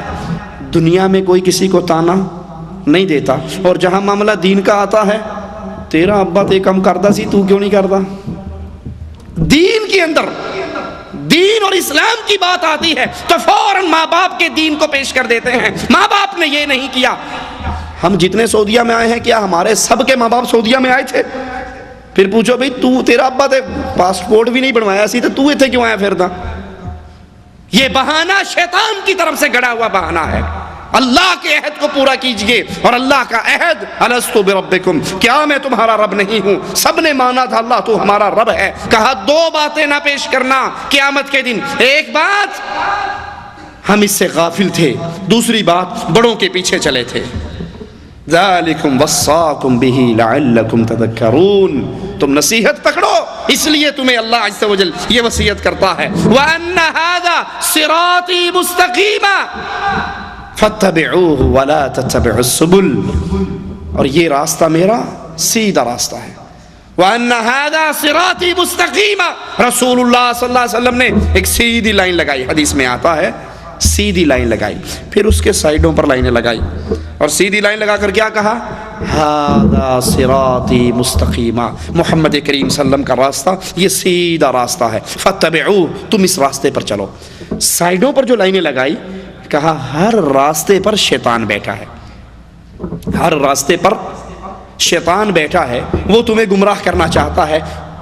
ان دائیں بائیں کے راستوں پر نہ چلنا. میں اللہ کے لیے آپ سے ایک سوال کرتا ہوں، شیطان اگر اوریجنل شکل میں شیطان کے روپ میں آ کر دعوت دے تو کیا خیال ہے کوئی اس کی بات مانے گا؟ بولو. شیطان کے روپ میں آ کر کے میرے پیچھے لگ جا تو گیا گزرا گندا انسان، بے دین انسان بھی اس کی بات نہیں تسلیم کرتا. تو شیطان ہے، بے ایمان، تیرے پیچھے کون لگے گا؟ پھر شیطان کس روپ میں آتا ہے؟ بولو. مولوی کے روپ میں، شیخ کے روپ میں، پیر کے روپ میں، مرشد کے روپ میں، حاجی کے روپ میں. بڑا سارا عمامہ ہے کندھے پہ اس کے، سارا کچھ ہے، اور بالکل نیک صوفی شریف بن کے کہتا ہے آجا چلیے. خود بھی جہنم میں جاتا ہے، اس کو بھی جہنم میں لے کر جاتا ہے. اللہ کے نبی نے فرمایا وَأَنَّ هَذَا صِرَاطِي مُسْتَقِيمًا، یہ سیدھا راستہ جنت کی طرف جانے والا یہ محمد کریم صلی اللہ علیہ وسلم کا راستہ ہے، اس کے اوپر چلو. نبی نے فرمایا یہودیوں کے 71 فرقے بنے، عیسائیوں کے 72 بنے، میری امت کے 73 بنیں گے. کلہم فی النار، سب جہنم کے اندر جائیں گے سوائے ایک جماعت کے. صحابہ فوراً پوچھتے ہیں من ہم یا رسول اللہ صلی اللہ علیہ وسلم، وہ ایک کون سی جماعت ہے، وہ کون سا گروہ ہے جو جنت میں جائے گا؟ فرمایا ما انا علیہ واصحابی اليوم، آج میں اور میرے صحابہ جس دین پر ہیں، جو اس منہج پر، اس دین پر، اس راستے پر رہے گا وہ جنت میں جائے گا، اور جو محمد اور اس کے صحابہ کے راستے کی مخالفت کرے گا وہ جہنم میں جائے گا. اللہ کے لیے پوچھتا ہوں صحابہ کیا تھے؟ دیوبندی تھے، بریلوی تھے، سنی تھے، نقشبندی تھے، چشتی تھے، قادری تھے، رضوی تھے، نوری تھے، سہر وردی تھے، وردی تھے، بغیر وردی تھے، کیا تھے؟ کیا صحابہ محمدی نہیں تھے؟ کیا حکم محمد آنے پر صحابہ اپنی گردنوں کو جھکا نہیں دیا کرتے تھے؟ عبداللہ ابن عمر فرماتے ہیں ایک مرتبہ رسول اللہ صلی اللہ علیہ وسلم نے مجھے کہا کیا ہی بہتر ہوتا حکم نہیں دیا نبی نے، مشورتاً بات کی، کیا ہی بہتر ہوتا ہم یہ دروازہ مسجد نبوی کا عورتوں کے لیے چھوڑ دیتے۔ عبداللہ ابن عمر فرماتے ہیں مرتے دم تک دوبارہ میں اس دروازے سے کبھی داخل نہیں ہوا۔ اللہ کے نبی جمعہ پڑھا رہے، ایک شخص کھڑا ہوتا ہے، آپ کہتے ہیں بیٹھ جاؤ، دوسرے صحابی مسجد کے دروازے پر ہیں، وہیں بیٹھ جاتے ہیں۔ کہا تجھے تو نہیں کہا بیٹھنے کو، کہا میرے کان میں آپ کی آواز آئی تھی بیٹھ جاؤ، میں کھڑا کس منہ سے رہ جاؤں۔ وَأَنَّ هَذَا صِرَاطِي مُسْتَقِيمًا، سیدھا راستہ محمد الرسول اللہ کا راستہ ہے صلی اللہ علیہ وسلم۔ اور وہ سیدھا راستہ کیا ہے؟ کتاب اللہ، ایک ہاتھ میں قرآن کو تھامیے، دوسرے ہاتھ میں سنت مصطفیٰ کو تھامیے۔ جو اس کو تھام لیتا ہے وہ محمدی راستے پہ چلا ہے، اور جو اس کو چھوڑ کر دائیں بائیں گھومتا پھرتا ہے اس کے ہاتھ سے محمدی راستہ گم ہو گیا۔ اللہ کے نبی علیہ السلام کے اصحاب کرام کس دین پر تھے؟ سوچئے، اللہ کے لیے عقل کو استعمال کیجئے۔ کیا اللہ کے نبی کے اصحاب کرام کے دور میں کسی کا دربار تھا؟ کوئی درگاہ تھی؟ کہیں عرس ہوتا تھا؟ کہیں لکیرانی سرکس لگتی تھی؟ کہیں میلے تھے؟ پکی قبریں تھی؟ قبروں کی پوجا تھی؟ تعویذ گنڈے لکھنے والے مولوی تھے؟ اللہ کے لیے اپنی عقل سے سوال کیجئے، اللہ کے نبی کے دور میں وہ اسلام کون سا تھا، اور آج ہمارے دور کے اندر وہ اسلام کون سا ہے؟ جو اسلام رسول اللہ کے دور میں تھا وہ صحیح اسلام ہے۔ ہر نئی چیز اچھی ہوتی ہے، ہر نئی چیز اچھی ہوتی ہے، لیکن اسلام جتنا پرانا ہوگا اتنا اچھا ہوگا۔ ہر نئی چیز اچھی ہو سکتی ہے، لیکن اسلام جتنا پرانا لوگے اتنا اچھا ہوگا۔ جس اسلام پر ابو بکر چل کے صدیق اکبر بنے، جس اسلام پر عمر چل کر فاروق اعظم بنے، اس اسلام کو تھام لیجئے۔ اس اسلام میں کیا تھا؟ اللہ کی عبادت، محمد کا طریقہ صلی اللہ علیہ وسلم، اس کے علاوہ اور کچھ نہ تھا۔ مالک بھی یہ حکم دے رہا ہے وَأَنَّ هَذَا صِرَاطِي مُسْتَقِيمًا، اللہ کا سیدھا راستہ، محمد کریم کا سیدھا راستہ یہ ہے، اس کے اوپر چلو۔ وَلَا تَتَّبِعُوا السُّبُلَ، مختلف پگڈنڈیوں پر نہ چلو، مختلف راستوں پر نہ چلو۔ کیوں؟ فَتَفَرَّقَ بِكُمْ عَنْ سَبِيلِهِ، ان راستوں پر چلو گے تم اصل راستے سے گمراہ ہو جاؤ گے۔ ہمارے ہاں مولوی کیا پٹی پڑھاتا ہے؟ جی آپ کیا سمجھتے ہیں؟ اللہ نے اپنے نبی صلی اللہ علیہ وسلم کی ہر ادا کو زندہ رکھنا تھا، ہر سنت کو زندہ رکھنا تھا، تو کوئی یہ کر رہا ہے، کوئی وہ کر رہا ہے، کوئی اس سنت کو پکڑ رہا ہے، کوئی اس سنت کو پکڑ رہا ہے، یہ سارے مختلف راستوں سے چل کر جا رہے ہیں۔ اصل میں مقصد سب کا جنت میں جانا ہے، مقصد سب کا رسول اللہ کی اتباع ہے، راستہ اپنا اپنا ہے، کوئی ادھر سے ہو کر گیا، کوئی ادھر سے ہو کر گیا۔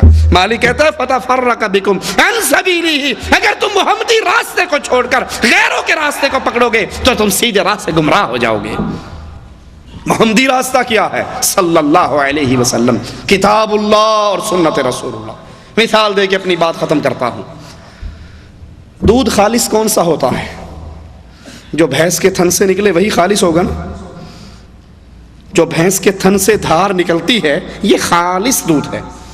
اب اس میں کوئی نلکے کا پانی ملا دے، ملاوٹی، دریا کا پانی ملائے، ملاوٹی، کنویں کا پانی ملائے، ملاوٹی، جوہر کا ملائے، ملاوٹی، بارش کا ملائے، ملاوٹی، جو مرضی پانی ملا دے، ملاوٹی۔ ایک آدمی وہ کہتا ہے کہ کنویں کا، جوہر کا، نہر کا، نلکے کا یہ تو عام پانی ہے نا، مولوی صاحب میں دودھ کے اندر زمزم کا پانی ملاتا ہوں، مکہ سے منگواتا ہوں، زمزم ڈال کے بیچتا ہوں دودھ میں، تو میرا دودھ تو پھر خالص رہے گا نا، خالص نہیں ہوگا۔ کیا خیال ہے آپ کا؟ زمزم ڈال کر ملاؤ گے، زمزم ڈال کر بیچو گے تو دودھ خالص رہے گا؟ بلکہ حقیقت کیا ہے کہ یہ زمزم ڈال کر بیچنے والا زیادہ فراڈیا ہے۔ نلکے اور ٹونٹی والے سے زیادہ فراڈیا وہ ہے جو زمزم ڈال کے بیچ رہا ہے، کیونکہ زمزم کے تقدس کو لے کر آیا ہے نا، کہ اتنا پاک پانی یہ ڈالنے سے ملاوٹی کیسے ہو سکتا ہے؟ یہی ہم نے کیا ہے۔ دودھ کے اندر جو خالص اسلام تھا اس کے اندر کہیں کسی نے کوئی پیر صاحب کو ڈال دیا، کسی نے کوئی شیخ کو ڈال دیا، کسی نے 12 امام کو ڈال دیا، کسی نے اتنے امام کو ڈال دیا، کسی نے اس کو ڈال دیا، کسی نے اس کو ڈال دیا۔ آپ اس میں کسی کو مرضی ڈال دو، دین کو آپ نے خالص نہیں رہنے دیا۔ دین خالص اسی وقت تک ہے جب تک یہ قال اللہ اور قال الرسول تک ہے۔ ذالکم وصاکم بہ لعلکم تتقون، یہ اللہ کی طرف سے حکم ہیں، وصیتیں ہیں، اس پہ عمل کرو، اس پہ عمل کرو گے تو تم متقی بن جاؤ گے، متقی بنو گے تو پھر اللہ سے امید ہے کہ اللہ ہمارے گناہوں کو معاف فرما کے ہمیں جنت الفردوس میں اعلیٰ مقام عطا فرمائے گا۔ اللہ تو ہمارے گناہوں کو معاف فرما دے، اللہ تو ہماری خطاؤں کو معاف فرما دے، اللہ تو ہماری سیاہ کاریوں کو معاف فرما دے، ہمیں زندہ رکھ، ایمان پر رکھ، اسلام پر رکھ، توحید پر رکھ، ہمیں موت دے تو اس حال میں دے، اے اللہ تو ہم سے راضی ہو، ہم تجھ سے راضی ہوں۔ اقول قولی ھذا واستغفر اللہ لی ولکم ولسائر المسلمین فاستغفروہ انہ هو الغفور الرحیم۔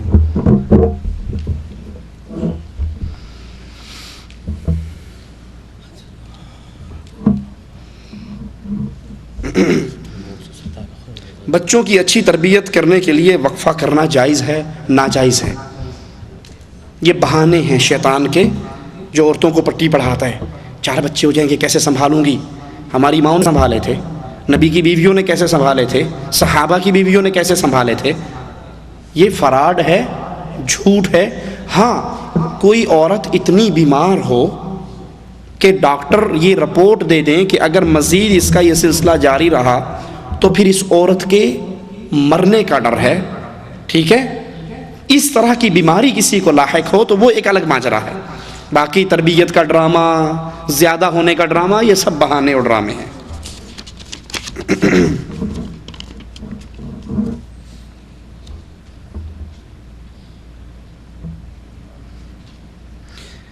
میرے 4 بچے ہو چکے ہیں، کسی ایک کا بھی حقیقہ نہیں کروایا، اب سب کا اکٹھا کوئی گائے بھینس کی شکل میں چاروں کا ایک وقت میں ہو سکتا ہے۔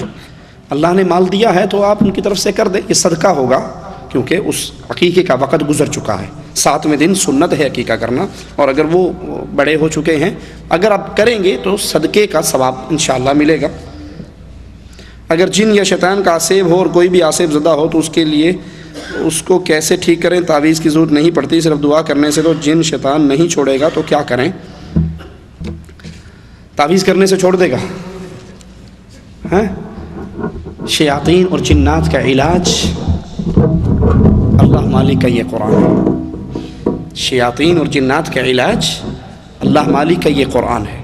تعویذ تو مولوی کے پیٹ کا دھندا ہے، اسے پتہ ہے خالی پھونک ماروں گا نا، دم کر کے خالی پھر نے کیتا تو کچھ ہے نہیں، تو پیسے ہیں بھی لے لے، کچھ لکھ کر دوں گا تو کہیں گے بھی محنت ہوئی ہے، کچھ سائن ہوئے ہیں، سیاہی لگی ہے۔ اب تو مولوی اتنے زیادہ ایڈوانس ہو گئے ہیں، تعویذوں کے لیے انہوں نے مہریں چھاپ چھاپ کے رکھی ہوئی، اب لکھتے نہیں، وہ دور گیا، ایڈوانس آ گیا نا، اب ٹھپا لیا مارا اور دے دیا، ٹھپا لیا اور مارا اور دے دیا، ٹھیک ہے۔ رسول اللہ صلی اللہ علیہ وسلم نے فرمایا کسی کے گھر سورۃ بقرہ پڑھی جائے روزانہ تو شیطان وہاں سے بھاگ جاتا ہے۔ یہ طریقے ہیں، قرآن کو پڑھیے، سورۃ بقرہ کو پڑھیے، رقیہ شرعیہ بازار سے کیسٹ ملتی ہے، کتاب ملتی ہے، وہ گھر میں چلائیے، اس دعاؤں کو پڑھیے، مریض کے کان میں آیت الکرسی پڑھیے، سورۃ فاتحہ پڑھیے، تو انشاءاللہ شیاطین بھاگ جائیں گے۔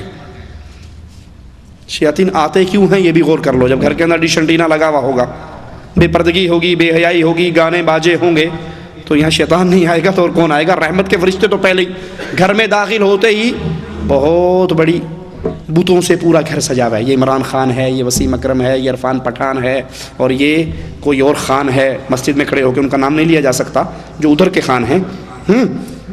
تو فلمی اداکاراؤں، کنجروں کنجریوں کی تصویروں سے جب میرا گھر بھرا ہوا ہوگا تو رحمت کا فرشتہ آئے گا؟ جب رحمت کا نہیں آئے گا تو پھر وہاں پر جادو ہی ہوگا، شیطان ہی آئے گا، تو اور کیا آئے گا؟ والدین کی خدمت کرنا ہے، والدین کا انتقال ہو چکا ہے، سوتیلی ماں ہے، اس کے ساتھ کیا سلوک کیا جائے؟ جبکہ سوتیلی ماں نے ہمارے اوپر بہت ظلم کیا، بچوں کو مارا پیٹا۔ والدین، ایک صحابی نے آ کر پوچھا تھا کہ میرے ماں باپ مر جائیں تو میں پھر ان کے ساتھ بھلائی کیسے کروں؟ مر جائیں، ہمارے ہاں تو زندہ کی بھلائی کوئی نہیں کرتا، اور صحابہ کی سوچ کیا تھی کہ مرنے کے بعد کیسے بھلائی کروں؟ فرمایا ان کے لیے دعائے خیر، ولد صالح یدعو لہ، اپنے ماں باپ کے لیے دعائیں کیجئے، یہ بہت بڑی نیکی ہے۔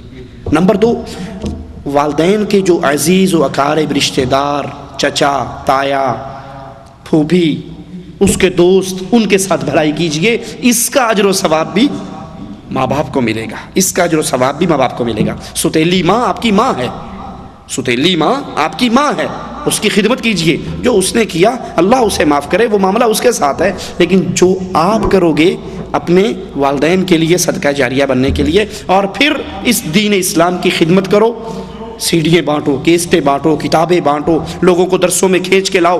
آپ کے ذریعے جتنے دین کی خدمت ہوگی آپ کو بھی ثواب ملے گا اور ماں باپ کو بھی ثواب ملے گا. یہ کرنے کے کام ہیں. ہم تو یہ کرتے نہیں ہیں، اور جب چھٹی جاتے ہیں دیگ پکا کے مولوی کو بلایا، کھانا کھلایا، اور اس سارا ثواب باپ کی روح کو بلٹی کر دی اور وہاں سے بلٹی چھوٹ جاتی ہے. یہ بلٹی سسٹم اسلام میں نہیں ہے کہ یہاں سے بنا بنا کے بھیجتے رہو اور وہاں جان چھوٹتی رہے. جو آپ نیک کام کرو گے وہ ملے گا. اللہ کے نبی فرمایا 3 کام ملتے ہیں: ولد صالح یدعو لہ، نیک بیٹا دعا کرے، صدقۃ جاریہ، اس کا ثواب ملتا ہے، اور علم ینتفع بہ، جو علم پڑھا کر گیا اس کا فائدہ بھی مرنے کے بعد ملتا ہے.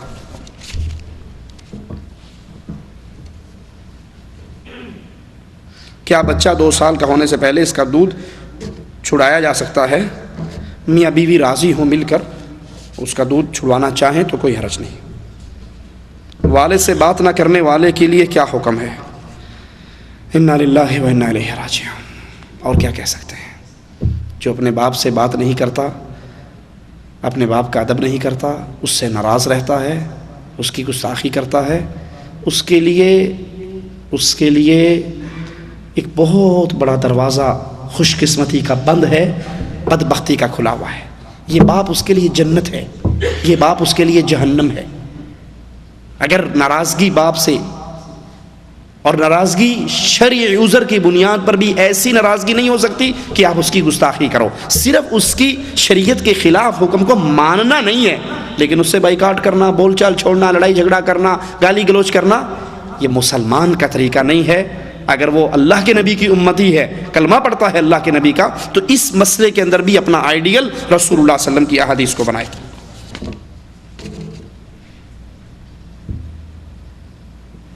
والدین کی وفات کے بعد اولاد کچھ کرنا چاہے، دعائے خیر کرے اس کے لیے. ولد صالح یدعو لہ،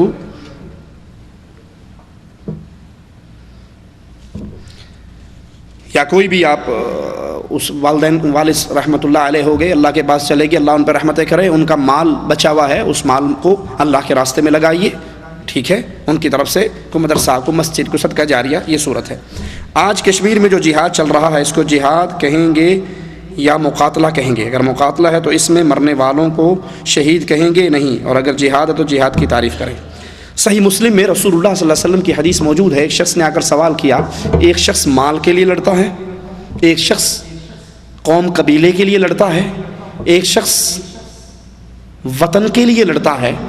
من قاتل فی سبیل اللہ، اللہ کے راستے میں مجاہد قتال کون کر رہا ہے؟ تو رسول اللہ صلی اللہ علیہ وسلم نے اصول سمجھایا. یہ اصول ہر جگہ پہ فٹ کر لو. ٹھیک ہے، آپ نے فرمایا من قاتل لتکون کلمۃ اللہ ہی العلیٰ فہو فی سبیل اللہ. جو اس لیے لڑائی لڑے، جو اس لیے جنگ کرے کہ اللہ کی توحید، لتکون کلمۃ اللہ، اللہ کا کلمہ، اللہ کی توحید، لا الہ الا اللہ کی حکومت غالب آئے، فہو فی سبیل اللہ، یہ اللہ کے راستے کا مجاہد ہے. اور اس کے علاوہ کوئی وطن کی آزادی کے لیے لڑتا ہے، کوئی قوم اور قبیلے کے لیے لڑتا ہے، مال اور دولت کے لیے لڑتا ہے، تو وہ جہاد فی سبیل اللہ نہیں ہے. کشمیر کی جنگ کے 3 مقصد ہیں. 3 نظریوں کے لوگ کشمیر کے اندر لڑ رہے ہیں. ایک لبریشن فرنٹ والے جو مقامی کشمیری ہیں، ان کا نعرہ ہے کشمیر بنے گا خود مختار. میں نے خود ان کے نعرے کئی پہاڑیوں پر پڑھے ہیں آزاد کشمیر میں سے گزرتے ہوئے، کوٹلی سائڈ پر. وطن یا موت، وطن یا قبر، وطن یا کفن. ان کی جنگ کفر کی جنگ ہے، وطنیت کی جنگ ہے، یہ جہاد فی سبیل اللہ نہیں ہے. دوسرا گروہ مفتی سعید عبداللہ گروپ، میر وائز گروپ، جو انڈیا کے ساتھ الحاق چاہتے ہیں. جو مقامی اس وقت حکومت ہے وہ انڈیا کے ساتھ الحاق چاہتی ہے، تو انڈیا کے ساتھ الحاق کرنے والے بھی اللہ کی توحید کے لیے نہیں لڑ رہے، وہ بھی وطن پرستی کی جنگ کر رہے ہیں. وطنیت کی جنگ ہے، اسلام نہیں ہے. کڑوی بات ہے لیکن مجبور ہوں، مسجد میں کھڑا ہوں، ڈنڈی نہیں مار سکتا، جھوٹ نہیں بول سکتا. قیامت کے دن آگ کی لگام پہنائی جائے گی اس مولوی کو جو لوگوں کے ماتھوں پہ پڑنے والے بل کو دیکھ کر مسئلہ بدل جاتے ہیں. مسجد میں کھڑا ہوں، جھوٹ نہیں بول سکتا، پوچھا گیا ہے تو مجبور ہوں جواب دینے پر۔ جو پاکستان سے لوگ جا کے کشمیر میں لڑ رہے ہیں، جن کو ISI لڑوا رہی ہے، پاکستانی فوج لڑوا رہی ہے، ان کی ٹریننگ پاکستانی فوج کرواتی ہے، ان کے ٹریننگ سینٹر وہ چلاتی ہے، ان کو چندہ وہ دیتی ہے، فنڈنگ وہ دیتی ہے، ان کے رسالے وہ چھپواتی ہے، ان کے خرچے وہ اٹھواتی ہے، بندہ اندر جا کے مر جاتا ہے، 40,000 روپے تنظیم کو پاکستانی فوج دیتی ہے۔ ان کا نظریہ کیا ہے؟ کشمیر بنے گا، بولو، کوئی پاکستانی نہیں بیٹھا یہاں پر، کشمیر بنے گا، کشمیر بنے گا پاکستان۔ تو کشمیر بنے گا پاکستان کس چیز کے لیے لڑ رہے ہیں؟ پاکستان کے لیے۔ تو وطن کی جنگ ہے، اسلام نہیں ہے، توحید نہیں ہے، کفر کی جنگ ہے، وطنیت کی جنگ ہے۔ ٹھیک ہے، میری بات کڑوی ہے لیکن معاف کر دینا، چندہ لینے نہیں آیا، دوبارہ نہ بلانا، نہیں آؤں گا، ناراض ہو جاؤ گے تو۔ لیکن یاد کر لو، یاد کر لو، ہمارے پاکستان لاہور میں نے دیکھا ہے کئی تنظیموں کے جلسوں کو اشتہار چھپتے ہیں، تکمیل پاکستان، استحکام پاکستان، کہ کشمیر کی جنگ تکمیل پاکستان کی جنگ ہے، کشمیر کی جنگ استحکام پاکستان کی جنگ ہے۔ ایک مولوی صاحب بہت بڑے ہیں، میں نام نہیں لیتا، ان کی تقریر سن رہا، وہ کہنے لگے تم نہیں سمجھتے پاکستان یو، اگر انڈیا کشمیر میں جیت جاتا ہے تو پھر اگلا اٹیک پاکستان پر ہوگا۔ ٹھیک ہے، یہ کشمیر کی جنگ پاکستان کے پانیوں کی جنگ ہے، پاکستان کا پانی روک لے گا انڈیا ہند میں، کشمیر میں۔ تو یہ سارے نعرے وطنیت کے نعرے ہیں، یہ لا الہ الا اللہ کے نعرے نہیں ہیں، یہ توحید کے نعرے نہیں ہیں۔ اور جو لاہور سے اٹھ کر سری نگر میں لڑنے کے لیے جا رہا ہے اور وہ کہتا ہے میں تو توحید کے لیے لڑ رہا ہوں، تو اس کو پوچھو تجھے لاہور میں حجویری کا دربار نظر نہیں آتا؟ تجھے لاہور میں گھوڑے شاہ کا دربار نظر نہیں آتا؟ لاہور میں پھیلتا ہوا شرک اور کفر نظر نہیں آتا؟ اپنے گھر میں آگ لگی ہے، کسی کی جھوپڑی کی آگ بجھانے جا رہا۔ ٹھیک ہے، تو جنگ ہوتی ہے لا الہ الا اللہ کے لیے جو لڑی جائے، وہ توحید کی جنگ ہے۔ وطنیت کی جنگیں سیاسی جنگیں ہیں، اور اس میں اگر کوئی مارا جاتا ہے وہ اپنے اپنے ایمان اور عقیدے پہ اٹھایا جائے گا۔ مواحد مرے گا، رسول اللہ صلی اللہ علیہ وسلم نے فرمایا من قتل دون عرضه فهو شہید، من قتل دون ماله فهو شہید، جو جان بچاتے ہوئے مارا گیا شہید ہے، جو عزت بچاتے ہوئے مارا گیا وہ شہید ہے، جو مال بچاتے ہوئے مارا گیا وہ شہید ہے۔ اپنے اپنے مواحد مرے گا تو جنتی ہے، مشرک مرے گا تو وہ کشمیر میں مرے، افغانستان میں مرے، عراق میں مرے، جہاں مرضی مر جائے، یا علی مدد کہنے والا مرے گا تو سیدھا جہنم میں، غریب نواز کا بندہ مرے گا تو جہنم میں، کشمیر میں لڑنے کی وجہ سے وہ جنتی نہیں ہو سکتا۔ ٹھیک ہے، ایمان توحید پہلے ہے، باقی سارے عقیدے اور اعمال بعد میں ہیں۔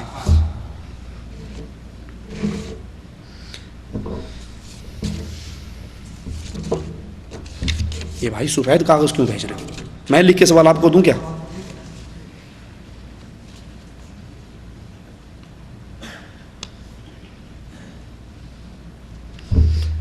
ہماری عاجزانہ آپ سے التماس ہے کہ آپ 3 ہفتے کے بعد ICC میں آئیں اور وہاں جمعے کی نماز کا خطبہ دیں انشاءاللہ، اللہ نے توفیق دی تو آئیں گے، اللہ نے چاہا۔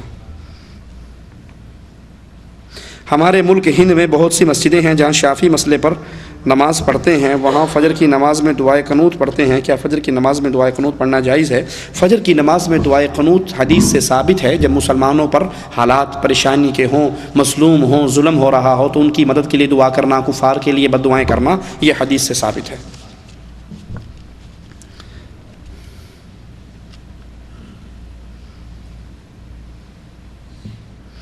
ایک آدمی داڑھی کٹاتا ہے، میں نے کہا یہ غلط کرتے ہو، داڑھی چھوڑ دو۔ اس نے کہا میری مجبوری ہے کیونکہ میں خود حجام ہوں، لمبی داڑھی رکھ کر کیسے یہ کام کروں گا؟ تو بھائی وہ جو کام کر رہا ہے وہی حرام ہے۔ حجام کا کام، نائی کا کام، اگر وہ سر کے بال کاٹنے کے ساتھ ساتھ داڑھی شیو کرتا ہے اس کا رزق حرام ہے۔ اپنے اس گناہ کے کاروبار سے توبہ کرے اور داڑھی کاٹنے سے بھی توبہ کرے۔ تصوف اور احسان میں کیا فرق ہے؟ احسان اللہ کی ایسے عبادت کی جائے کہ جیسے بندہ اللہ کو دیکھ رہا ہے۔ فَإِن لَمْ تَكُنْ تَرَاهُ فَإِنَّهُ يَرَاكَ۔ ایمان کا یہ درجہ نہ مل سکے تو پھر کم از کم یہ خیال رکھے کہ اللہ تو مجھے دیکھ رہا ہے، اللہ تو مجھے دیکھ رہا ہے۔ تصوف کفر کا نظریہ ہے، تصوف کفر کا نظریہ ہے۔ صوفیاء کرام انہوں نے جو عقائد ہمارے بر صغیر میں اور عرب میں پھیلائے ہیں وہ عقائد اسلام سے یوں ٹکراتے ہیں۔ تصوف کہتے ہیں خالق اور مخلوق کے فرق کو ختم کر دینے کا نام، ہر چیز ہی وہ ہے، وحدت الوجود ہو، وحدت الشہود ہو، حلول ہو، یہ سارے عقیدے کفری عقیدے ہیں۔ تصوف کے بانی مبانی ابن عربی کا ایک شعر سنا کر بات آگے ختم کرتا ہوں۔ وہ کہا کرتا تھا العبد رب والرب عبد یا لیت شعری من المکلف ان قلت عبد فذاک رب او قلت رب انی یکلف۔ بندہ خدا ہے، خدا بندہ ہے، بندہ خدا ہے، خدا بندہ ہے۔